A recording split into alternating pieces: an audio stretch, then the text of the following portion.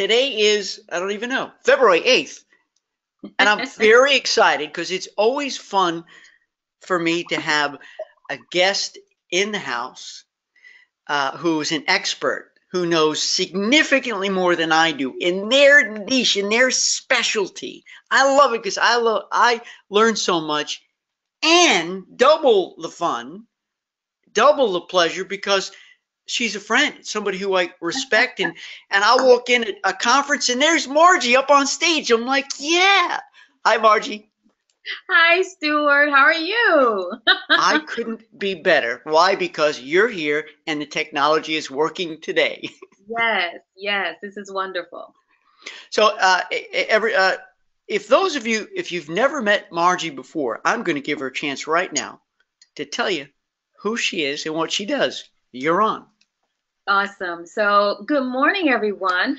If we haven't had the pleasure of meeting, I'm Margie Jordan, and I actually am a travel agent just like you. I have an agency here in Jacksonville, Florida, where I'm at. I've been an agency owner for 12 years. I have about three, had to count them. One new agent that works with us now. So they stay pretty busy with all the leads and things that come through the door. I also am VP of Agency Education with CCRA. So you will see me out and about with CCRA doing all sorts of things. I am frequently out at some of the shows as a speaker teaching agents how to use social media well. Because if you've been using it for any length of time, you know, like I do, it seems like every day something is changing, and it drives me crazy. I know it drives you crazy. It drives me crazy too. But the good thing is I'm hopefully able to help and make a little sense of this and give you a couple strategies that might work for you in the coming year, and hopefully get you some revenue out of social media.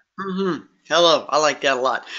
We have some questions that were sent in before. We're definitely going to address that. Friends, if you want to go ahead and post your question there, you know it's my pledge to get to as many as possible. And if we don't get to them on today's program, I'll make sure I get answers from Margie, and we'll load them up onto the Facebook group. But let me just do a real quick check here of everyone who's coming in. Scooter says, hello, greetings from Kalamazoo. Jenny says, good morning. Hi, Margie. Jenny Hollinger. So you probably know everybody. Jim's in the house. He says hello. And John says the session will be great as we are promoting a networking cruise, ideally for 50+ passengers. We want to use social media for this campaign. Got it. John, you're at the right place at the right time. Molly says good morning. All right, everybody. So I'm going to look away from the questions right now, and I want to start off with this question right now sent in from Karen. I'm going to go to questions in order in which they were received. How does that sound? Sounds so professional. Okay. Okay. So here's what Karen says. How do we use LinkedIn more effectively without sounding like we're trying to sell something? For example, she says, well, Valentine's Day is coming up, and she wants to do a posting sort of like, hey, how about a great golf trip for the man in your life? Or you go to the Ryder Cup outside Paris this September, and showing some pictures of golf and stuff. So you know, whether it's this particular case, how do you leverage Valentine's Day, so an event that's coming up, or just sell yourself on LinkedIn without being too salesy? Because correct me if I'm wrong, if you're too salesy there, if you're too salesy on Facebook, people are they're not gonna like you anymore.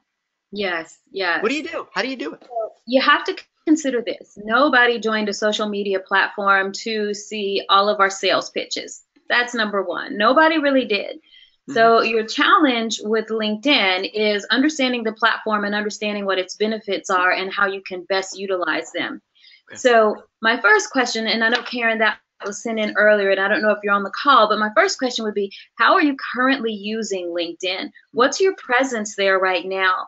Are you feeding into the news feed there, into the stream of content, really good, informational, helpful, useful pieces for the audience? You have to consider the audience on LinkedIn because it's kind of known as a B2B platform where people are going and they're looking to solicit businesses for their services. And I get tons of those. But one thing that LinkedIn is becoming is a content platform. They have a wonderful publishing feature that kind of makes you an authority in what it is that you do. So if you're not publishing content on LinkedIn, you should be. And articles like great ideas for Valentine's Day, or golf courses that might be interesting to them, or anything that you can take and stream them toward this idea of this trip is better in the content platform than it is just posting it normally in the news feed with, here's my trip, here's how much it costs, call me to book. That's not really going to be effective that way on LinkedIn. So integrate yourself into that content platform, because once you write an article, and they have some really great features, you can bold things, you can add video, you can add photos. Once you do all of that, it posts it in the stream, but it gives you a little bit more of an authority because it's coming across as an article versus an ad. Here's my thing, buy it from me. Article versus an ad. Yes. I want to make sure I say that again, because I'm paying close attention to, because I'm going to be honest with you. I don't even leverage LinkedIn as I should. And you know, normally we don't leverage these things. We don't use them if we're uncomfortable. We don't understand. So it's about the content. It's about articles. And, you know, some of us, I hear from agents all the time, I don't know what to write. It takes me so long to write. So how would you answer that? Because there's got to be somebody out there saying the same thing. I know I should write, and I do. I love Italy. I'm an expert here. I know they're so well, but you know, where do I start? How do I do it? What, you know, and before you know it, a year goes by, they haven't written even a paragraph. What would you say to stimulate that? So I think that there's this perception that we have to be this professional writer. And, you know, it's not written well. It's not, you know, I don't talk well, so it's not written well. Lose all of that. There's an application that's for free called Grammarly. You can also use Microsoft Word. But whatever you do, just make sure the grammar in it is great. But you don't have to be a professional writer. I just need you to tell the story. So I'll give you a for instance. I went to Nevis last year and did the romance forum with them. And that place, if you've never been to Nevis, that place is fantastic. It is ultimately like my favorite Caribbean island, hands down. And I started to come back and tell the story about my experience in Nevis. What I want you to write about is your story, where you've been, what you know, your expertise. I talk about Nevis, that when I kind of happened upon this proposal, and I realized for the first time in my life, I've never actually seen somebody propose in real life. Can you imagine that? But I did in Nevis. And it was such a beautiful moment. So I wrote about that. So if you just tell a story and don't be afraid to use your own voice. I don't want you to sound like a New York Times reporter. There are plenty of those, and there's only one of you. So I need you to sound like you. Just make sure you know that you're using the right your or your, you are. Make sure you're using the right there, things of that nature, and put it out there. When you write on LinkedIn, also make sure to, at the bottom, kind of plug yourself. Give yourself 2 or 3 lines. You know, Margie Jordan is blah, blah, blah, blah.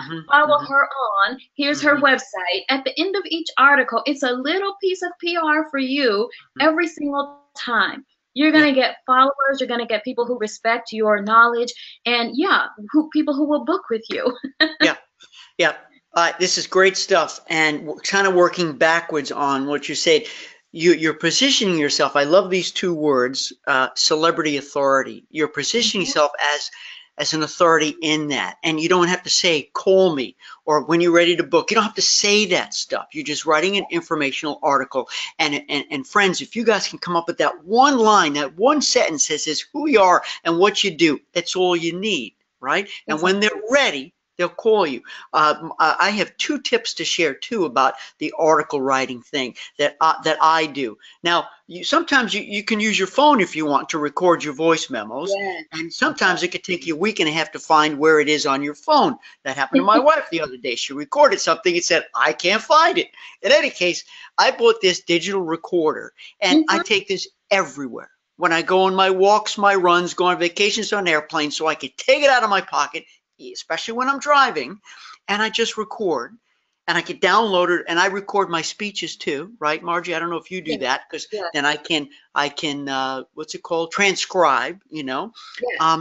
But friends, if you don't want to sit and write, speak it, then play it back and type it out. And so it's, you know, maybe you're just more comfortable saying it, you know. And the final tip on that I'd like to say is, if you do write something, and to Margie's point, the worst thing is if you have misspellings and it's grammatically wrong. It's Come on, folks, we're better than that. But sometimes we miss it, like me. I find when you read it out loud, some people say Mm-hmm. read it backwards. Definitely that helps. But when you read it out loud, you're like, I forgot a preposition there, or that's not right. You know, it's different from reading it to yourself. So thank you for that on LinkedIn. That was very helpful, Margie. We've got more here, but I just want to go to the boards here. Monique says, good morning. Hi, Stuart and Margie. Ginger says, good morning from Athens, Tennessee. Hey, Ginger, where's Athens compared to Memphis? I don't even know. Well, you and I could be neighbors. I have no idea where Athens is. Okay, here we go. Oh, here's Karen. Karen, who we just were talking to. I think the challenge is the headline, not so much the article. How do you write a great headline since you have so little space in LinkedIn to catch someone's attention? Great question. You have tons of space in an article. Okay. You have tons of space in an article. So I'll ask you this. What catches your attention? So I have in my email and I have on my hard drive what I call a swipe file. Okay. And a swipe file is all those wonderful things I look at and I go, oh my gosh, that's pretty clever. And I'll throw it in my swipe file.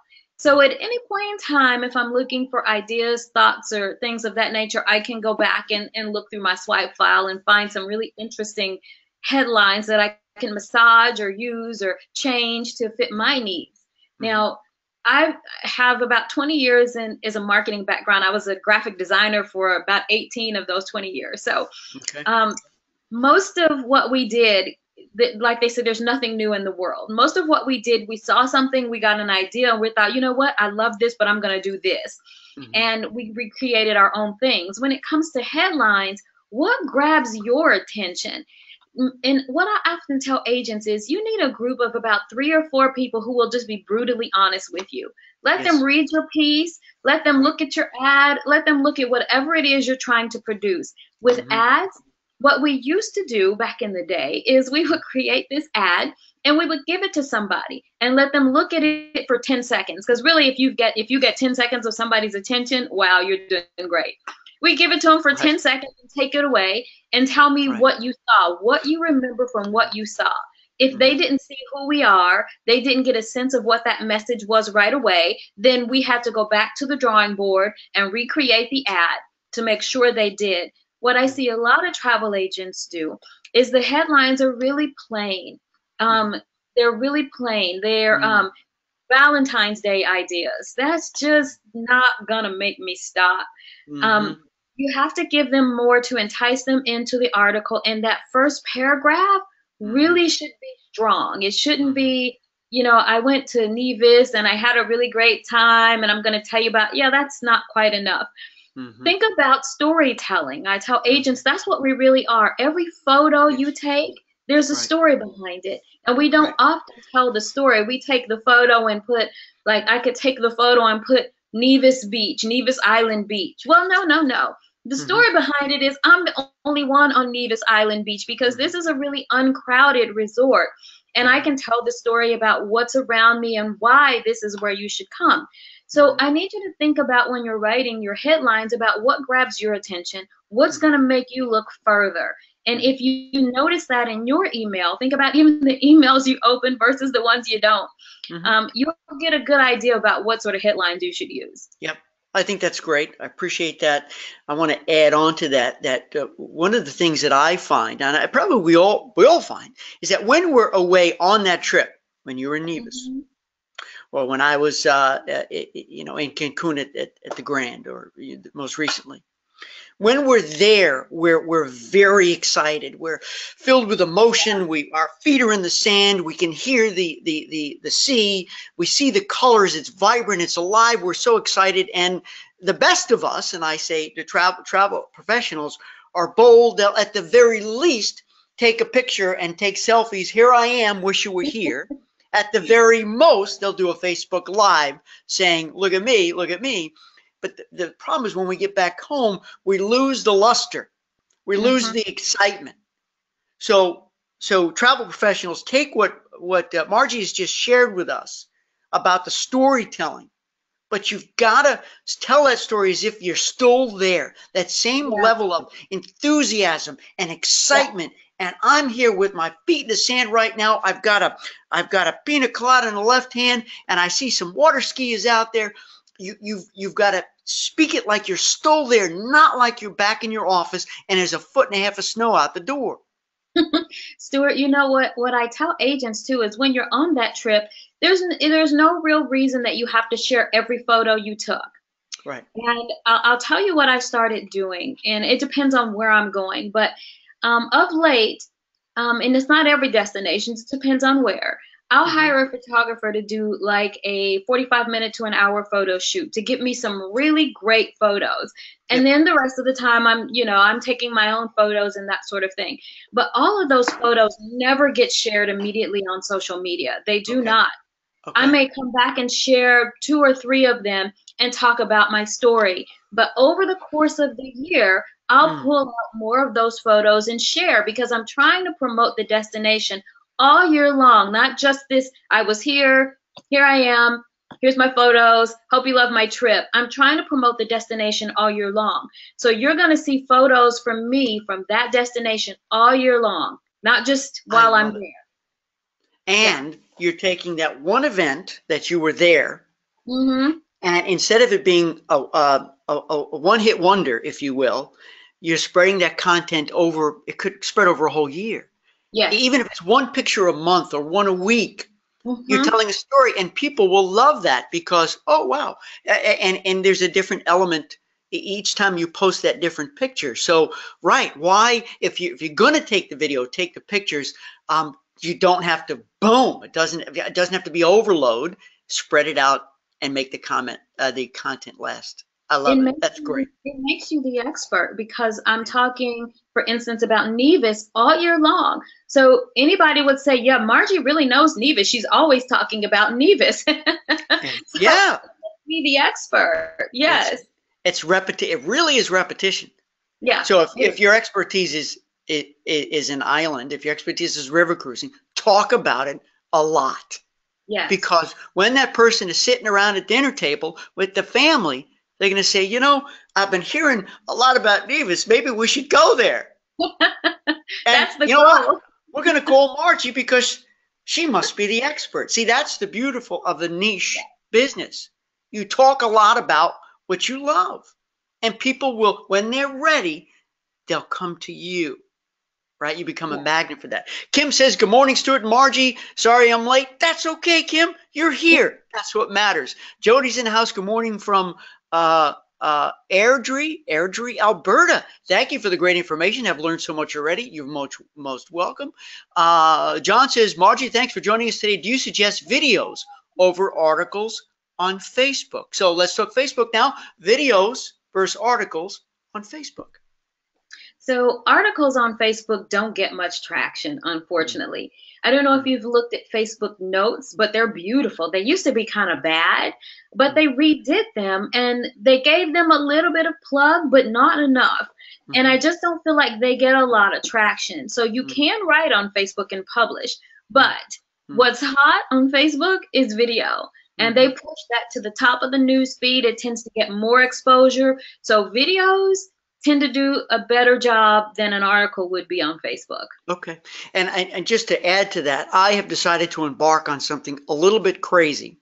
It has to do with Facebook Live.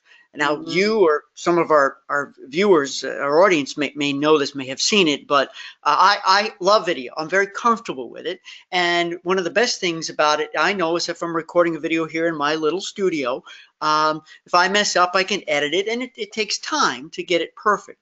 But I also find, just like when I'm on stage doing a keynote, where I can't say, wait, stop, I'll do it again. When I have to do it perfect the first time, I can do it. So what I have embarked on is 30 days, 30 ways to reboot group sales. So once a day for 30 days, I'm doing a Facebook Live video. I saw that. And I'm into day 5. I just did it right before we started. And it is definitely intimidating because once it goes 3, 2, 1, you're live. You're live.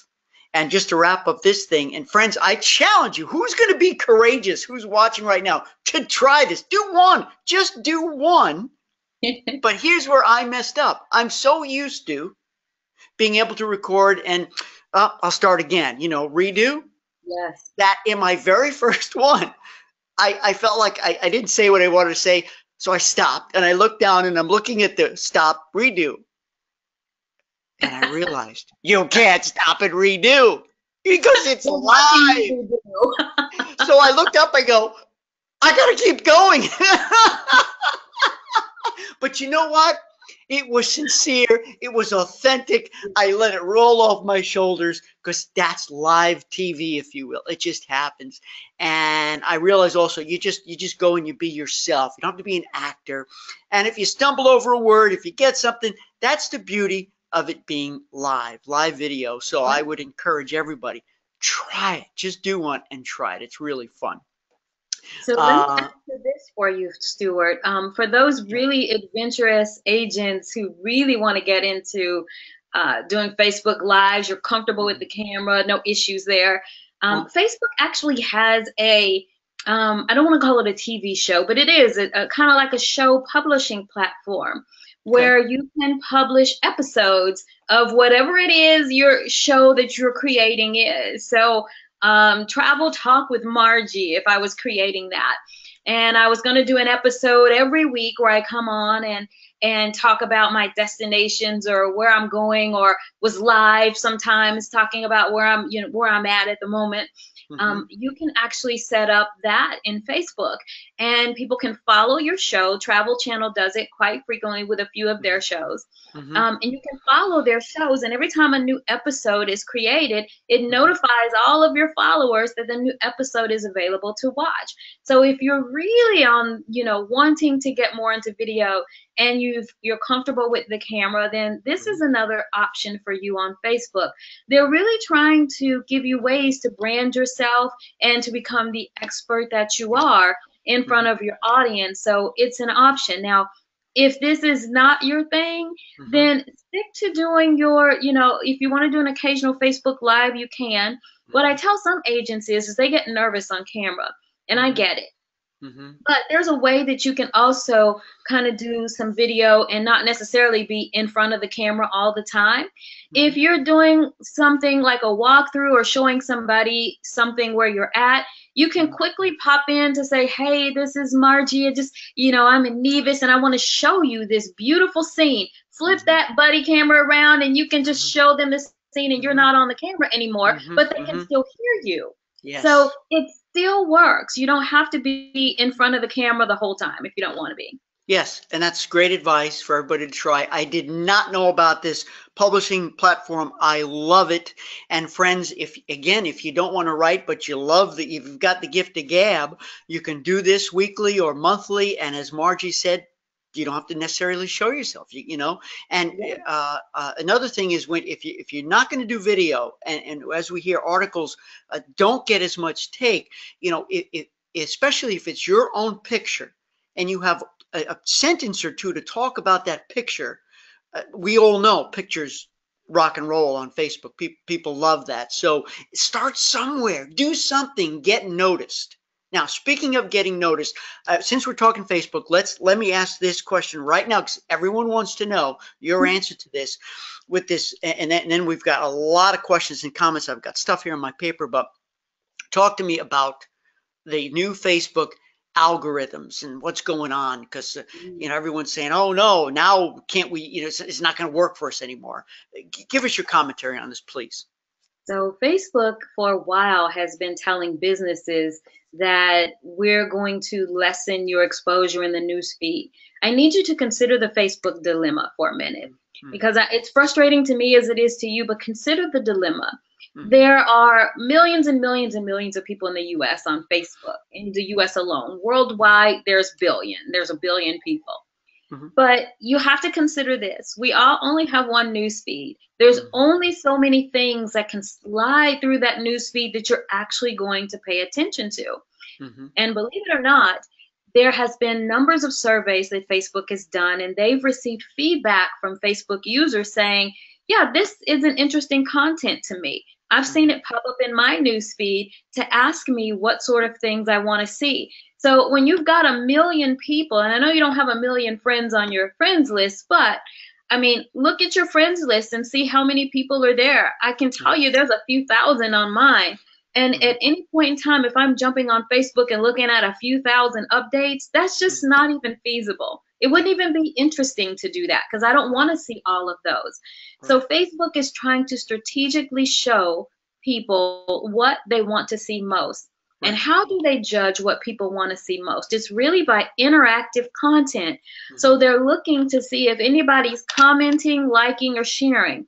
And going forward, liking a post may not be enough to bump it up and get more visibility for it. Liking is the least little bit of effort you can take, is to hit the like button. However, sharing a post, commenting on a post gets it more visibility. So what this means for us, a couple of things, is you have to be really sure that the content you're sharing is good. So forget the idea of sharing 4 or 5 posts a day. Most of us aren't doing that anyway, but don't share 4 or 5 posts a day that don't matter. Share things that are informational, educational, that makes sense. Now, that means I don't want you to share your cruise that's coming up that you need to fill the group space for. That's not something somebody's going to share or comment on unless they're really dying to go. But you have to think about it in terms of how far this is going to go in Facebook and whether this is content people are actually going to continue to share and talk about. So you want to do things that are going to spark questions, that are going to get some engagement going. If you do need to advertise something, then advertise it. It's really an ad. And Facebook is completely set up for advertising. I don't know how much you know about Facebook ads, but the ad platform has come miles from where they started. So when you're deciding to do a Facebook ad, you can select who your audience is and you can target some pretty amazing things. Forget just demographics like age and where they live. You can do that. We've always been able to do that. But how about being able to target frequent travelers or people who are recently engaged, people who are having a birthday in the next 60 days or an anniversary in the next 60 to 90 days? How about targeting people who like river cruises if you're trying to sell a river cruise, or who like Nevis if you're trying to sell, trips to Nevis? You can also target people based on income levels. You can even get to the point where you're targeting people and deciding if they shop in high-end stores or low-end stores, if they use travel credit cards more. I can target most anything I want to about somebody in Facebook. It's kind of scary, but I can. And it makes for a much better ad. Once you get to the point of creating an ad and getting your audience correct, because a lot of times it's about audience. I had an agent tell me, she said, well, I didn't get any response from the ad. And I told her, I said, it's probably because your ad isn't great. Your ad has to be great too. So I'm a big fan of A/B testing, meaning you put 2 ads out there with the same text and see which one gets the most response, different photos, same text. And then whichever ad gets the most response, for the text, then you change the photo up and see where you get the most response on the photo. And then you run with that ad and see how you can get your response. But in terms of the news feed, Facebook has been telling us this for a little while. Your business. And they want you to advertise your ads in your business to get out there, and you're going to have to do that. One tactic that some people are moving towards, and I'm probably going to swing a little bit that way as well, is a lot of people are pulling their audience into Facebook groups because none of these algorithm changes affect a group at all. You can post everything you want, and everybody in that group is going to see it unless they opt out. The thing is, with a Facebook group, you still need to manage it pretty consistently. You can't post once a week in a Facebook group and expect to keep your audience engaged. You need to be interacting with that audience every single day in a Facebook group if you want to keep them there and you want to draw more people in. So it's an everyday activity in a group. On your page, you have a little more freedom to post infrequently. So before you launch into a group, make sure you're ready for that time commitment, because you need to respond to people, interact with people on a daily basis. Daily basis. Yeah, and I think it's very, very powerful for our travel professionals to not be afraid to have multiple groups. And I'll give you an example. Of course, if they have particular passions, maybe their niche is river cruising and Nevis.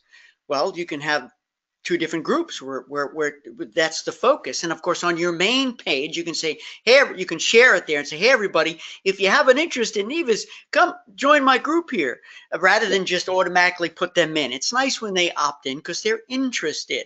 The same goes if friends, if you're looking to, if you're marketing a group, okay, don't wait for the group leader in the organization to put together a group. No. You do it. Guess what? You control it. You manage it, friends. You've heard me say this when I did my friends and family river cruise. Margie, last April, I did a partial ship charter on the Ama Christina of some of my closest friends and family. And I started a Facebook group just for them. And it was great because they can ask questions and I can answer publicly. It's so efficient. We put, you know, and when, as people purchased, they said, hey, can I put your picture up there? You know, it's so powerful. So these groups are golden. And I'm so glad that you highlighted that. I want to read a comment from Kevin, who had made this comment before you talked about Facebook ads. And I'm going to put my glasses on because I can't see.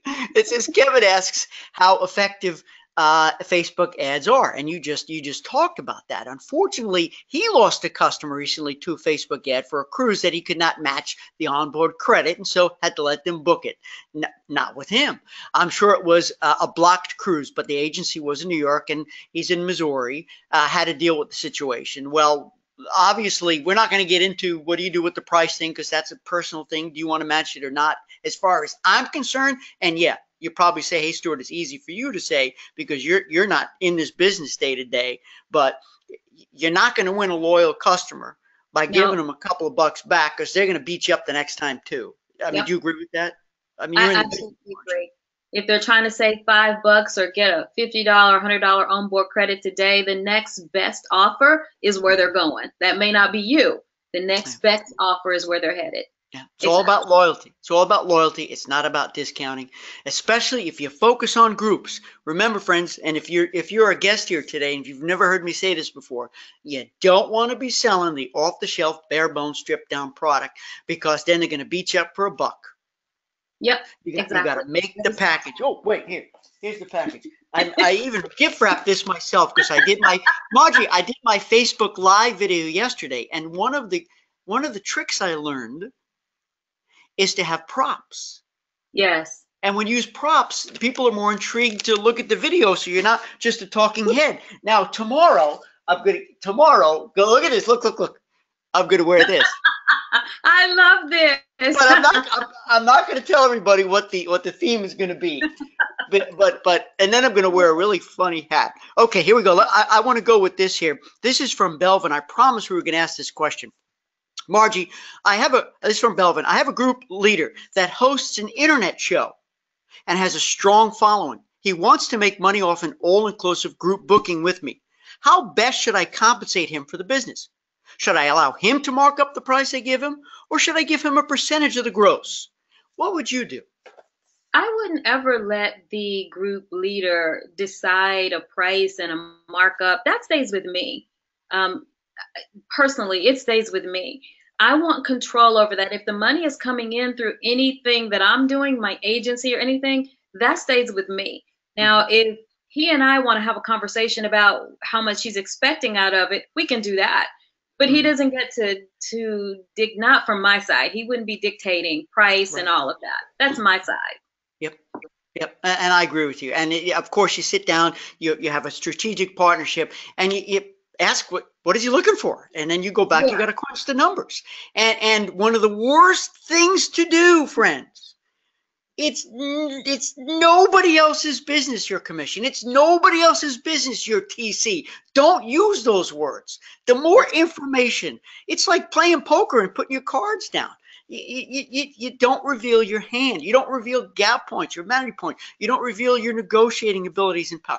This is yours, friends. That's right.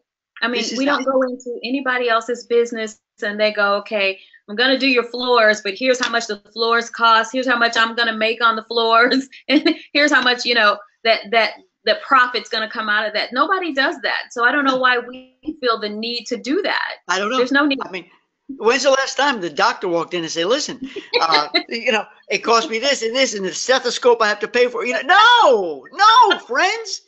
You got to own this business, and it's nobody else's business for them to know your business. Jody says, thank you for that tidbit, Margie. Share for the whole year. I always have the sense that I missed the boat when I don't get stories told right away. I appreciate the shift in perspective. That was beautiful. Yeah. Okay, let me see here. Jean Ann says, good luck with the video challenge. I did one last year. Fun. BeLiveTV.com allows you to set up captions and do a split screen if you're interviewing. Example, a promo for you and your guests to spur registration for an event or webinar. Thank you, Jean Ann, for sharing that. And so that was called BeLiveTV, and I think I may have used that. So this is really for Facebook Live.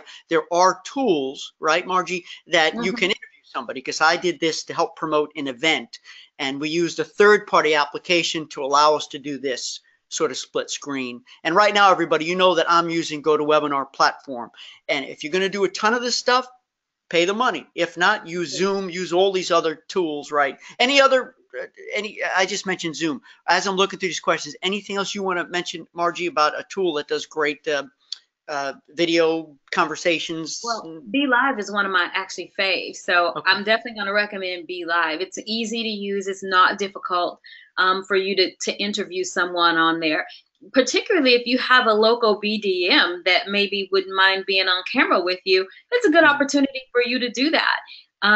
What I do recommend, though, Stuart, is if you're going to do it and you're going to do it consistently, get a really great microphone. You have to have a really great microphone. I have one that I can connect to my iPhone that's a clip-on lapel kind of lavalier mic. Yes. But make sure you have a really great microphone, and you get a tripod and you get some things to kind of do it well. They're really inexpensive. I think mine was less than $20. It's actually like sitting right here. It's less than $20 sitting right here. Yep. It's less than $20, and you can see, I don't know if you can see my little connector. It plugs in right to the iPhone, if I can get that out. Yep. I bought this from Apple, and then this plugs in. You know, it has a standard headphone jack. Plug that in, and then I can plug that into my phone. And it has a really long, you can see it kind of bundled up here, but it has a really long cord, so I can be a little distance away. And somebody could be holding my phone this plugged in, and you can still hear me really, really well. Yeah. So make sure you have a good microphone, especially if you're going to do things like on location, the wind's blowing, they can't hear you, all of that sort of thing. Just make it as best you can. And I think that cost me like $20 on Amazon. That is a phenomenal solution, because it's so true. When we're out and about and it's noisy, then we lose all the audio. So that little tiny investment, and also in your office, if you're doing stuff, it's not a big investment. You don't need a $300 microphone. I think this mic, which is a great mic, cost me $60. I think I upgraded my camera. Oh my goodness, I went to a $70 camera, which is not a lot, and it's so crisp. It's HD, you know. So sometimes, friends, we got to make these little investments.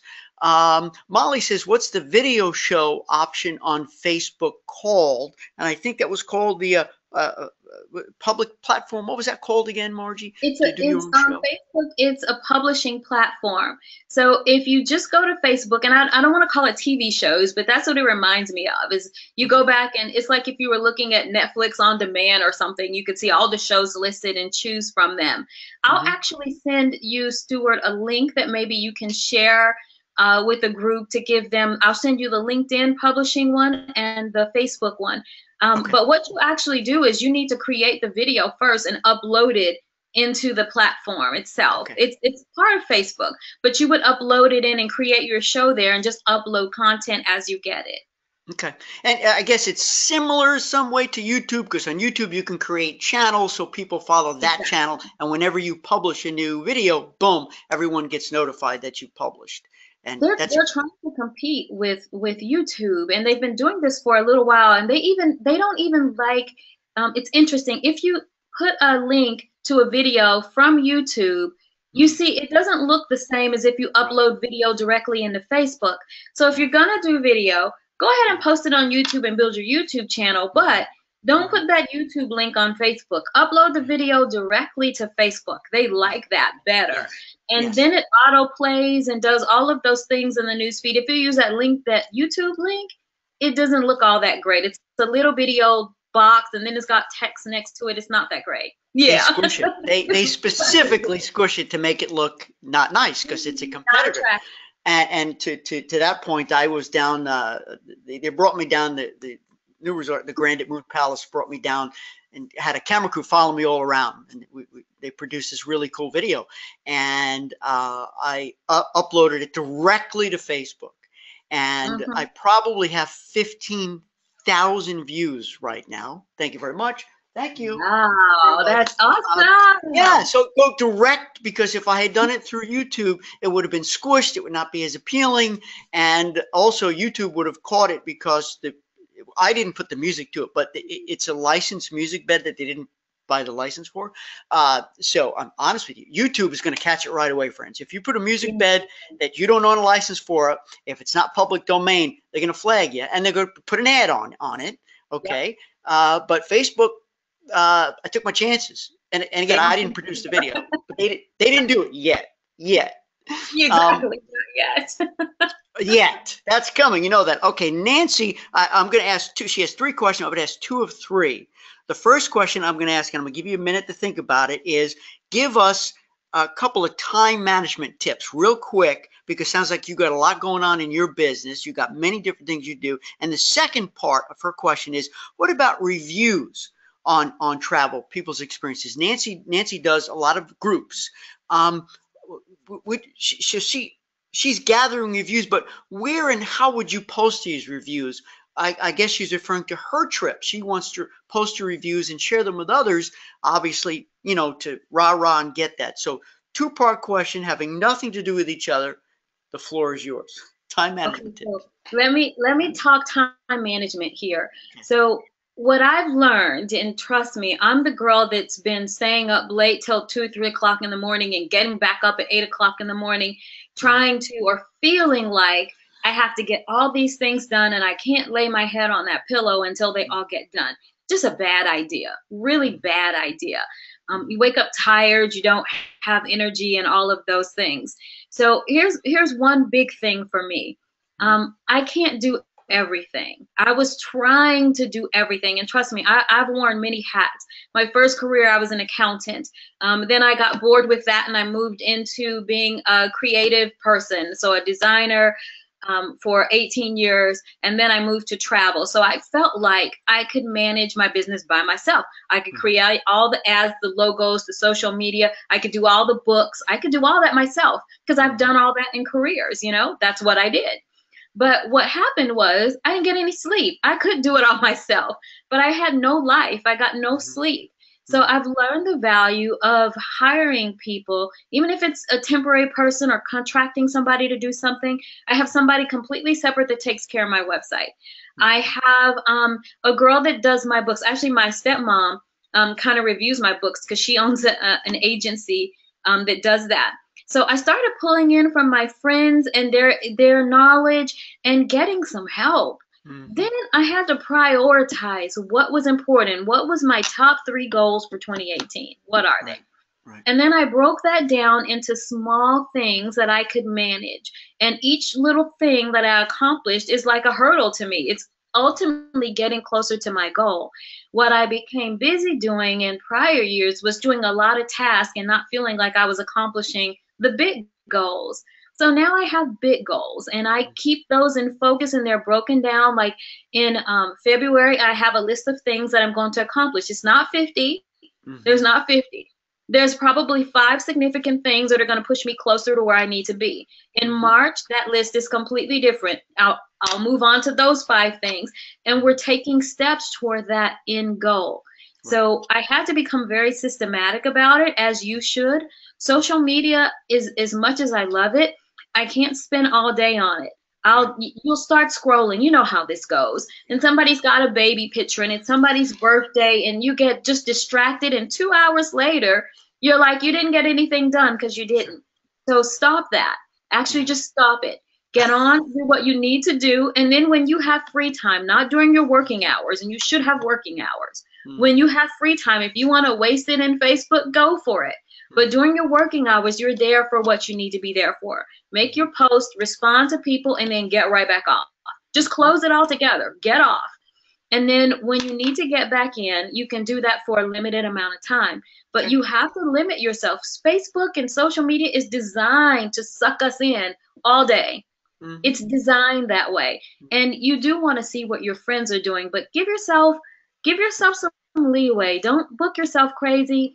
Don't make sure you don't have any free time. Cut off at a certain time every single day. Make it a habit.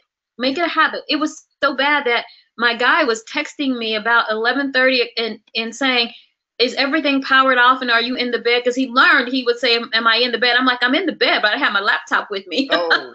So now he's asking, is everything powered off and all the lights are turned off and you're in the bed? Right, Margie Jordan, you're in the bed, right? I had to get my act together because it's not healthy to do that. No. So time management, make some goals, you guys. If you don't have them, you have to have them.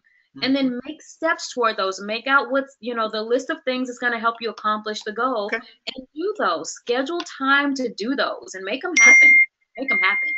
I love it. That's good stuff. You want to take on part 2 real quick? We got so many questions coming in. I'm so excited. By the way, friends, if we don't get to your question for Margie, is it okay if I send you a couple of these that we don't get to today, and we'll post them on Facebook? Because I appreciate so many people showing up for this and asking great questions, and everybody wants a piece of you today. So let's go to part 2 of Nancy's question. What about reviews on trips? How would you suggest Nancy and our agents post reviews? So I have a question to answer the question. Nancy, is this reviews for people, your clients reviewing you, or is this reviews that you're writing? If it's reviews that clients are writing for you, I'm going to tell you where I think they're best served. I actually think they're best served on Google. And I'll tell you why. Because when anybody needs anything or they're searching for anything, where do you start? Do you start in Yelp?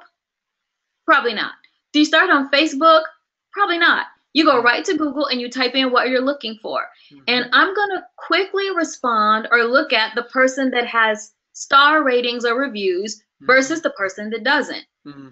So if clients are writing reviews for you, I actually have a super cool little way. I found a little article that talked about how you can encourage your clients to write a review. And it's cool, it works, but you send them this link, and I created mine and set it all up. You send them this link and it comes up with your business on Google, and they can write the review right there, and it automatically selects 5 stars. Yay, because Margie's so awesome. They can change it. They can change it. But if they've had a successful trip, they likely won't, and I send that out. The other place where I've seen reviews be very helpful, not so much Facebook, but on Yelp. I didn't even know I existed on Yelp until I got some emails about a client wrote a review for me on Yelp.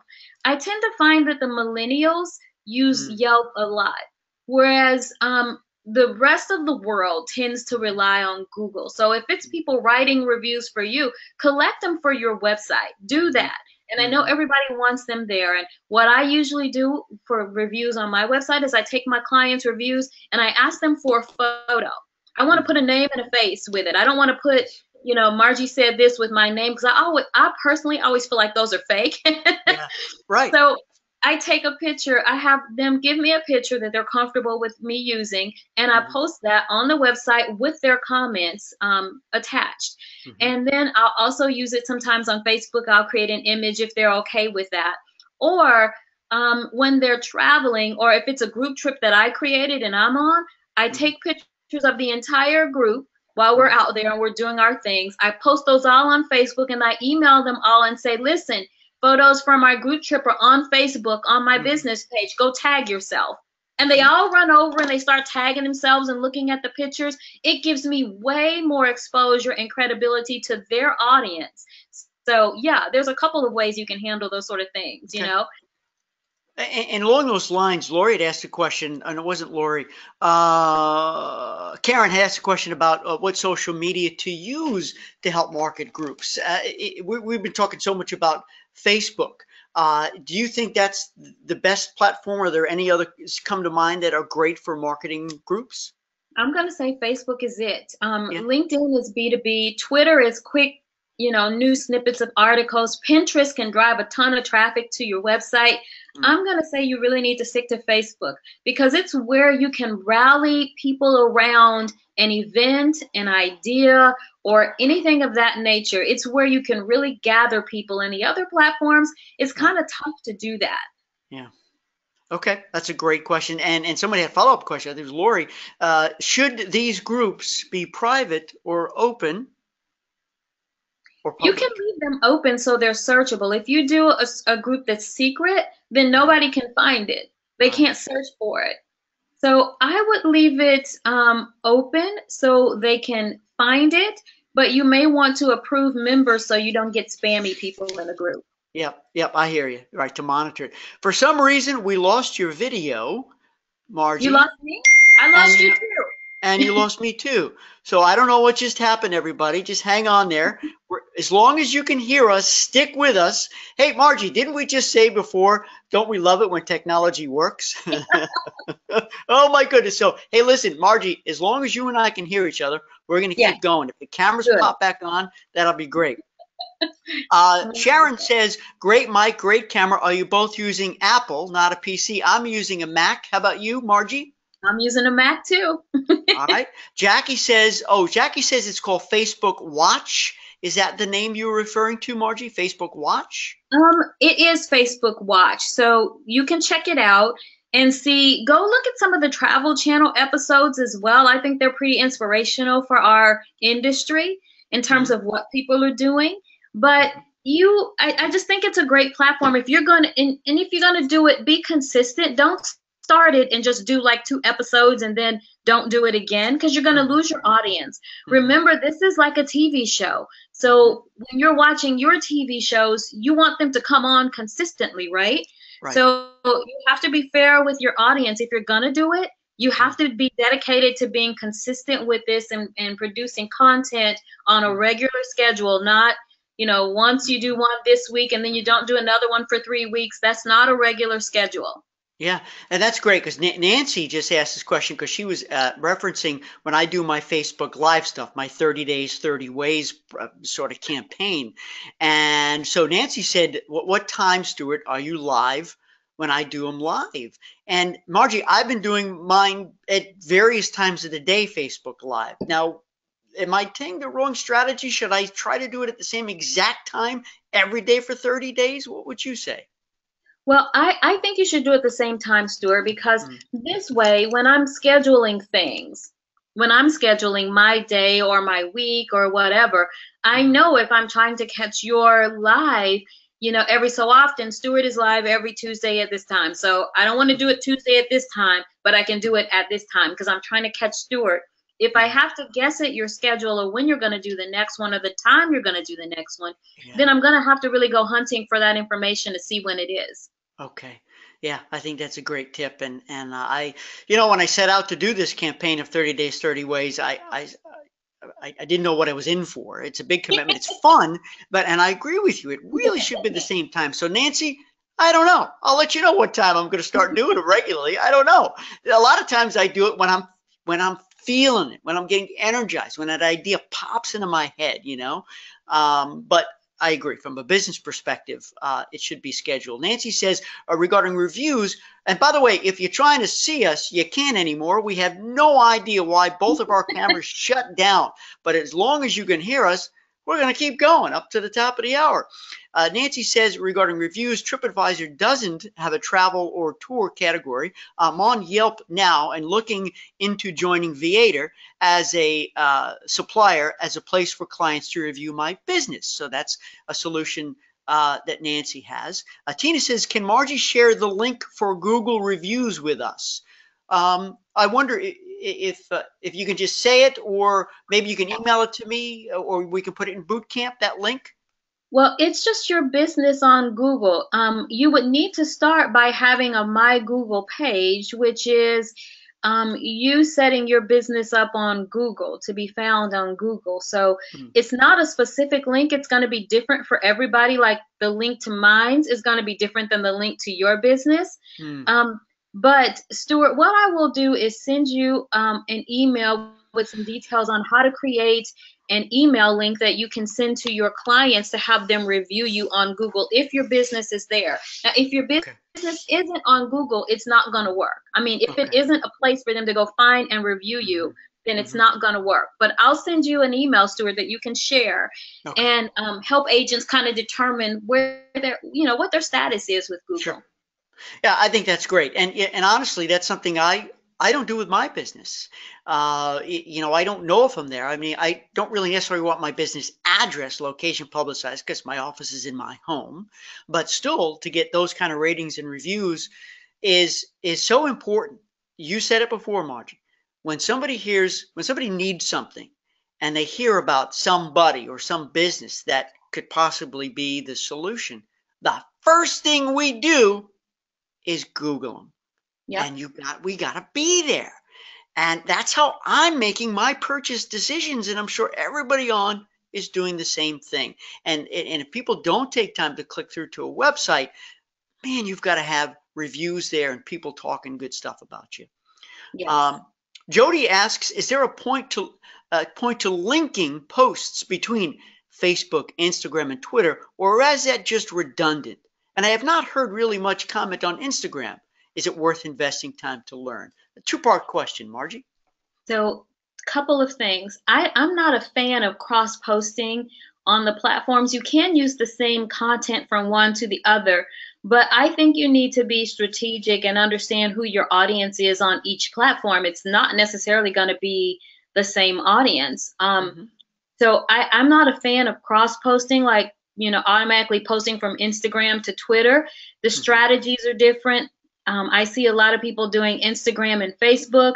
Hashtags are wonderful on Instagram. They're terrible on Facebook. There's even a couple of other social media gurus will tell you that posts with hashtags tend to get less visibility on Facebook.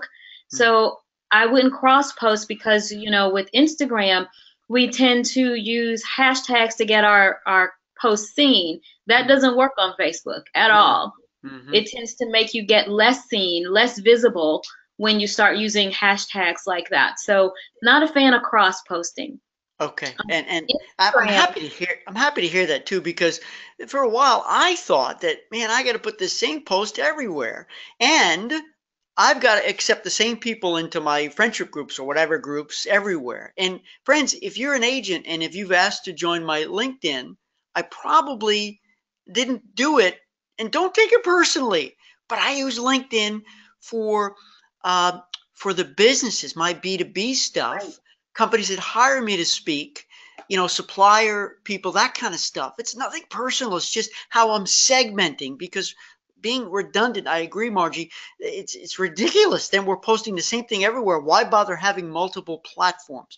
We need to use the platform for what it is. Mimi asks the question, Margie, what's the difference between Google and Google Plus? Do both have reviews? Google and Google Plus are like two different things. Google Plus is like Google's attempt at creating a social media platform, whereas Google is the search engine. Okay. So it's totally different. I don't think you ought to put any stock or effort into getting reviews on Google Plus at all. Google Plus is connected to the Google My Business I mentioned earlier. Any Google product kind of feeds into that, YouTube, all of those. But I think your best efforts are put toward when you're trying to cultivate reviews is Google, because that's where everybody starts. And then specifically, if you're catering to millennials, you might want to use Yelp too. They're pretty big on Yelp. Okay, that's great. That really, really helps. I appreciate that. Hey, we've got like 2 minutes left. I just want to remind everybody that I just posted our next business coaching session. Is going to be on February 22nd, Thursday. Now, normally we do 11 to 12 Eastern. Based on some requests, I'm going to change it up. I know you guys like consistency, because so do I, but a lot of people say they can't come at that time. So you know what? We're going to do it at 4 p.m. Eastern. And if you don't like it, we'll go back or we'll switch it up. But I'm all for consistency. But I figured, heck, you know what? Sometimes it's good to change it up. We've got 1 minute. Margie, I want to give you this 1 minute. If there's any final words of wisdom you can share with us, either about the agency business or social media, social marketing, and you tapping it to leverage success? Awesome. So if I could give you one big tip that's going to propel you for the remainder of the year, is I need you to think about a strategy for using social media. I want you to think strategy more than I want you to think one-time effort. So when I say strategy, I want you to think about what it is you're ultimately trying to accomplish with your business. And a lot of agents says, well, we want more sales. Great. You want more sales where? In what categories? In river cruises? Which river cruise line? I want you to be very, very specific about what you're trying to do, and then create a social media strategy around that. You don't need every social media platform. You absolutely do not. What you need is the platform where you're most effective. Our time doesn't allow us to manage 5 social media platforms. So think about where you're most effective, where you get most interaction at, and focus on maybe 1 or 2 platforms and move forward from there. But it has to be a strategy. You're thinking about putting content out there that's helpful and useful to them. Not sales, not ads, not any of that, but content that's useful. At the beginning of the year, you should be reminding them to check their passport dates and expirations to make sure nothing's expiring. You should be to that level of detail in helping them manage their travel schedules and their businesses and things. And then from there, what I think you need to do, what I want to do, and what I want you guys to do, is to continue to publish content in your niche. Don't jump all around. Stick to your niche and become that expert, and keep your visibility well on these social media platforms with your strategy. Work your strategy all year long. Think about marketing funnels. What are you going to do to get somebody to give you an email address? Because your number one goal on social media is not necessarily to sell your cruise or your land trip. Your number one goal is to get that person to give you their contact details. And I'll tell you why that's your number one goal. Because Facebook changes and decides who's going to see your content and who's not. Once you have their contact details, you can market to them any way you want. Any way you want. So make sure you have some marketing funnels to get people and build your list, so you do have an audience that you can market your trips to. That makes life so much easier, so much easier. That is a treasure. I think you are leaving us with words of wisdom, great, perfect, right on the money business advice for our travel professionals. Hey Margie, thank you for joining us today. Thank you, Stuart. Thank you guys too. All right, everybody, we're going to call it a day. Thanks for joining us. Margie, thank you so much. I'm sure I will talk to you, see you out on the road. Everybody, happy sales.